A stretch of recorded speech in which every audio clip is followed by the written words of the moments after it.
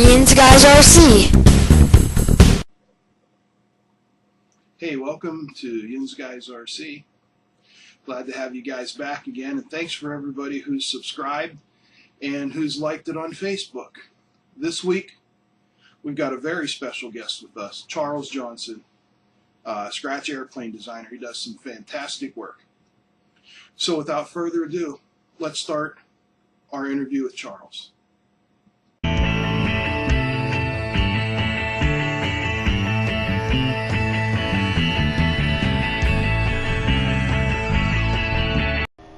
Hey, welcome back to Yinz Guys RC. This week our special guest is Charles Johnson. If you've been on CNS Scratch Builders, Charles is the C, right? That's right. I'm the C part of it. Okay, where are you from? I live in Niobrara, Nebraska now. I was originally from Los Angeles, California, but I was born in Sioux Falls. Okay. How did you get into model aviation?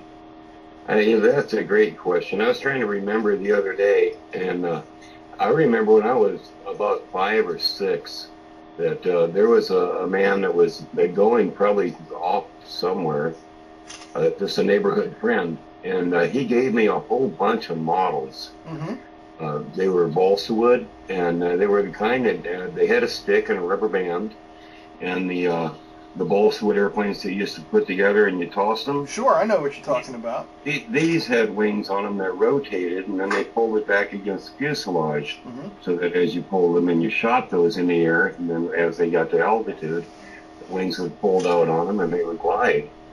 And I was about 5 or 6, I think, when he gave me those, and I remember shooting those until I just absolutely wore them out.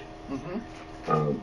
And then he also gave me a Midland transmitter, which was a rubber band powered single pulse. You wound the rubber band up, and right.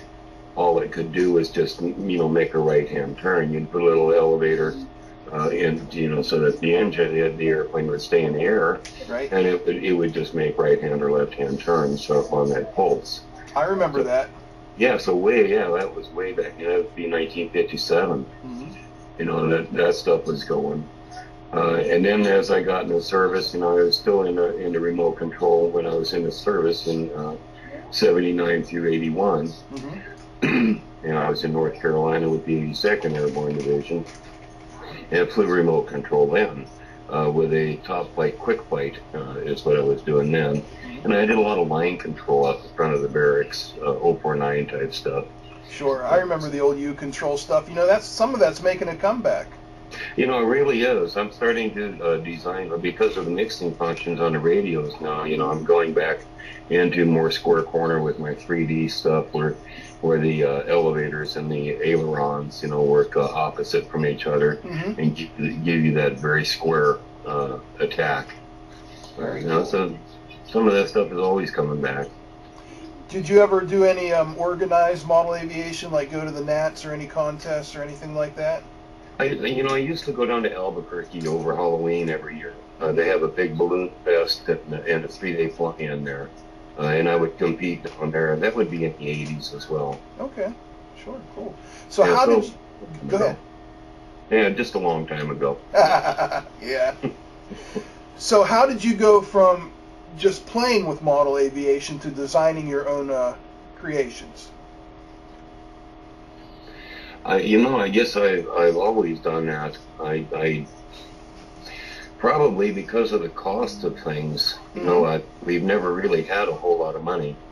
I've never wanted for much. Mm-hmm. But recently, our economy has really taken a hit here. Oh yeah. And to have something, I don't have the kind of money that it takes, to go buy a ME-162 or, mm-hmm. Those kits that are from Nitro Planes and from Hobby King and all of that. I look at them and I drool on the internet over them, mm-hmm. but chances are I'll never be able to afford one. Not at the present, so I have to build things. Okay. Did you have any formal training in aircraft design, or is this something you just taught yourself? I started with the RC Modeler magazines, mm-hmm. and Man. I had scripts to those, Right. and I absolutely ingested everything that those articles had to do, and that would have been in the 80s. And then in about 1987, a man offered me a job in full-scale aviation, and we designed a turbo normalizing system for singles and light twins, and I have supplemental type certificates. I now have a manufacturer's maintenance facility, limited repairs. I have a parts manufacturing authorization for full scale. So my model background took me into the industry of full scale modification. And now that I've sold those companies, I find myself drifting back into bringing what I learned in full scale back into the model industry. Very cool. So yeah, it's kind of full cycle right now.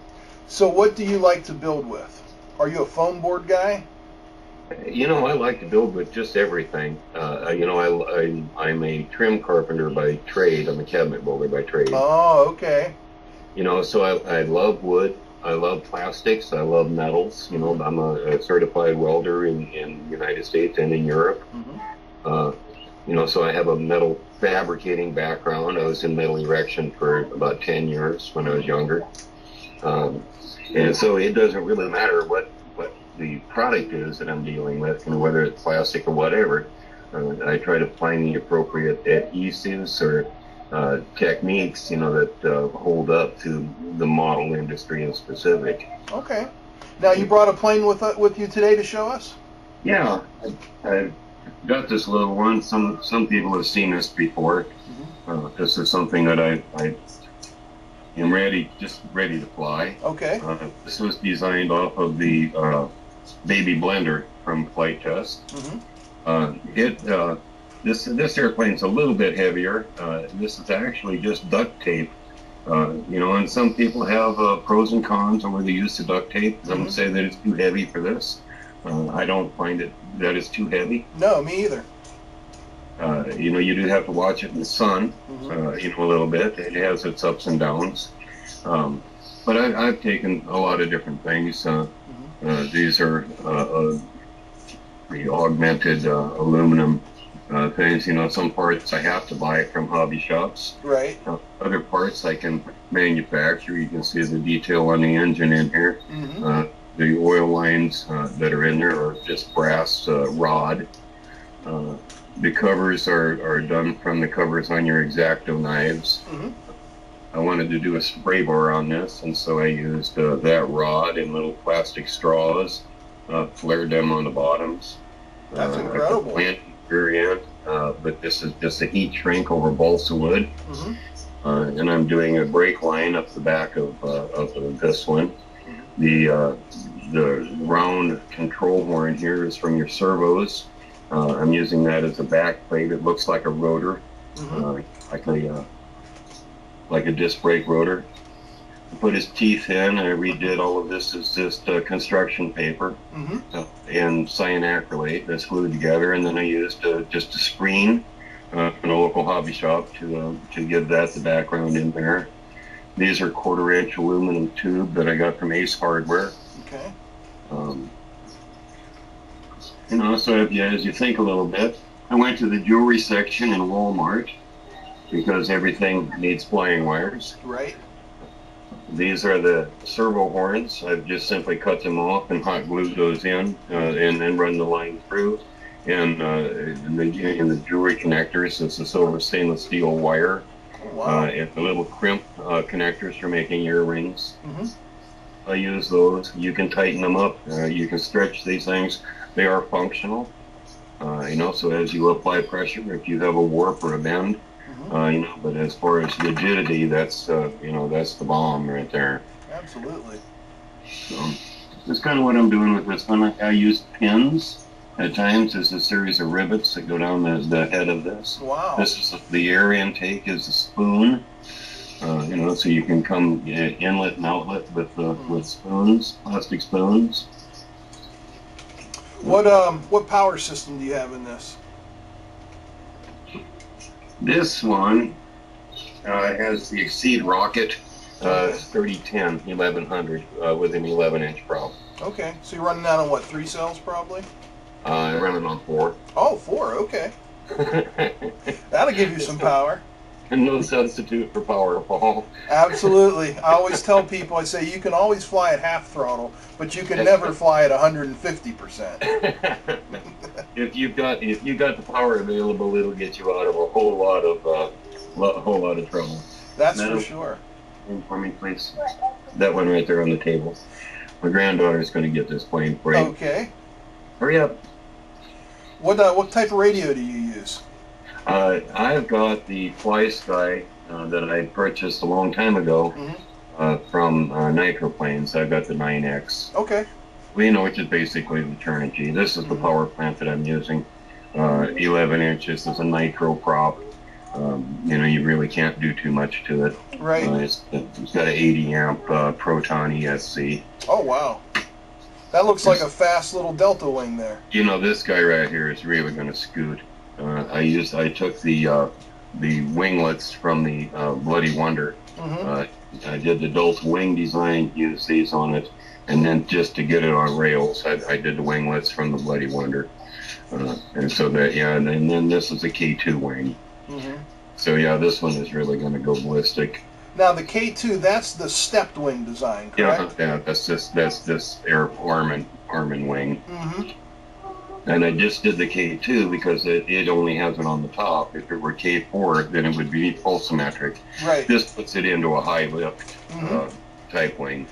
That's an excellent wing design for guys that are scratch building their own planes. It's very effective and easy to do, right? Yes, it is. Yeah. And these are the power pod systems. I take the door knockers that you hang on from Walmart in the craft section. They're wooden. They're a 1/16 of an inch thick. They're 3 or 4 inches wide, 9 inches long, or whatever. And I use that plywood all for the motor mounts and this is a removable landing gear. So I make things so that if they do break, you can repair them easy, replace them easy. Some of the servo plates I screw in like that. These are done out of popsicle sticks. All the control horns are popsicle sticks. So I try to use just everything that I can get a handle on. Because when you look at control horns, they're $1.50 for what, 4 of them? Sure. It's expensive. So we try to keep it down as much as we can. Absolutely. Now I see you've got grandkids there. Do you have them flying yet? The grandson, he's getting his fingers on it. I did a video. We're going to go out later today to the bridge and toss this off. All right. I've got this one, and I've got a pop wing that's on 4S with a 645 prop on it, 3400 kV. And so we're going to toss those two out and let him get some. I'm about 120 feet off the water right there off the bluff. Okay. And so he's well more than 3 mistakes high. There you go. Well, that's great to get the younger generation involved. And he's been with me on some other videos, running a little boat that I did on, not so much in the air, but on land. I saw that. Yeah, that was a tough build. I'm still not happy with that one. That's a Depron build. The foam board is just too heavy for that project. Gotcha. Yeah. That's great.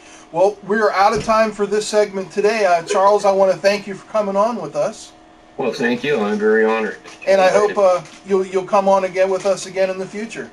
Yeah, whenever you're ready. Okay, great. All right, guys, we'll be back in a couple minutes.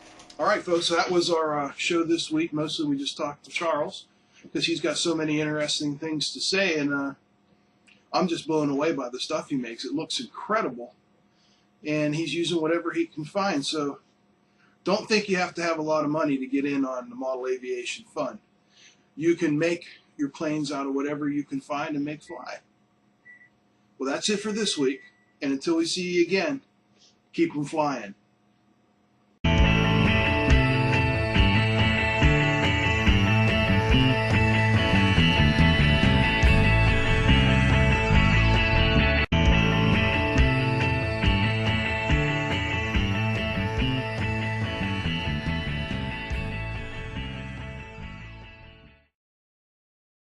Thanks for watching. Now get out of here.